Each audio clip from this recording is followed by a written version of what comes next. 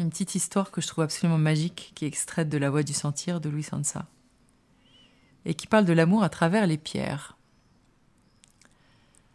Un soir de 1954 ou 1955, Paris a été tout à coup plongé dans le noir. Il y a eu une coupure générale d'électricité. Cette nuit-là, par une de ces étranges coïncidences, je buvais une bière avec un ami dans un café de la rue Saint-Jacques, juste en face de Notre-Dame. Et d'un seul coup, paf, l'obscurité complète, partout. Il n'y avait même pas de phare de voiture pour faire un peu de lumière, car à cette époque, il n'y avait pratiquement pas d'automobile. Alors les gens ont commencé à allumer des bougies dans les bars, dans les restaurants, et d'un seul coup, ô mystère, dans l'obscurité complète de Paris, Notre-Dame s'est mise à rayonner. Une lumière phosphorescente bleue se dégageait autour de la cathédrale. C'était ahurissant. On s'est dit, c'est pas possible.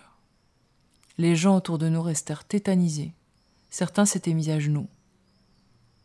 Notre-Dame est vivante. Vivante de quoi? D'amour.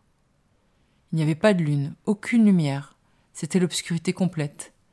Et l'immense Notre-Dame, avec ses 2 tours, était flamboyante. Une lumière bleu-violacée se dégageait autour d'elle sur environ 2 ou 3 mètres. On était pétrifiés. Avec mon ami, nous nous sommes mis à courir. On a traversé le pont, on est arrivé sur le parvis.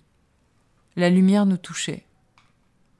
Je regardais mon ami, un poète bolivien, et sa chemise était bleuâtre. Il se dégageait une lumière bleuâtre sur environ 3 mètres à partir des murs de la cathédrale. Et puis paf, la lumière est revenue. Notre-Dame redevint ce qu'elle était.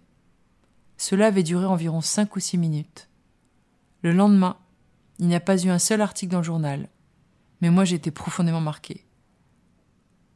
C'est à partir de ce moment-là que le mot amour a commencé à avoir une couleur, une saveur et un poids que je ne connaissais pas.